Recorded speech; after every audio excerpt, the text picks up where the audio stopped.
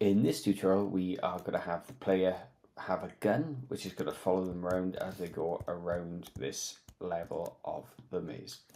So, as you can see, we've got two objects here. One is there, which is the gun, and we've got a player here, and the player is different, obviously, it's a separate object. So we need to make sure the gun is following the player at all times. Now, to start this off, what we're going to do is we're going to open the O gun, and what we're then going to do is add an event, and we're then going to add a step, and we can either do a step or a begin step. Now, if we look at the next part, we need to add in two assigned variable blocks because we need to get the position of the player. Now, we need to get the X position of the player, and we need to get the Y position as well. So to do this, what we're going to do is we're going to say O player dot X, which is there, and we're going to do the same then for the Y. We're going to do O player dot Y. So what this is doing effectively is just getting the X and the Y position and then giving it to the gun. Now if I just play this for a second, what you will notice now is the gun is now following the player wherever we move.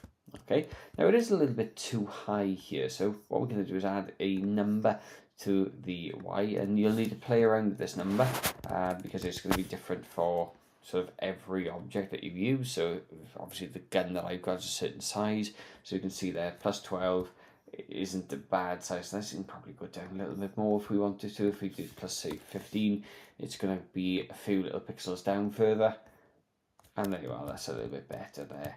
Whoa, yeah, that's fine. Okay, so that's the first thing. Now we've got the gun following the player. Now the next thing we need to do is get the gun to follow the direction of the mouse. And what we're going to do for this is we're going to make a temporary variable, and we're going to call this dir for direction. And then we're going to say point underscore direction. And you can see it's got in here x1, y1, x2, y2. So it's after a load of parameters.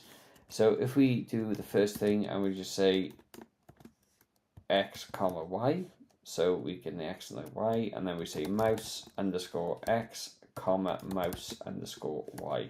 So if I just open that up a tad here, so you can see the full thing. So we've made a variable called dir, and we're basically giving it the value point direction x, y, and then mouse x, y.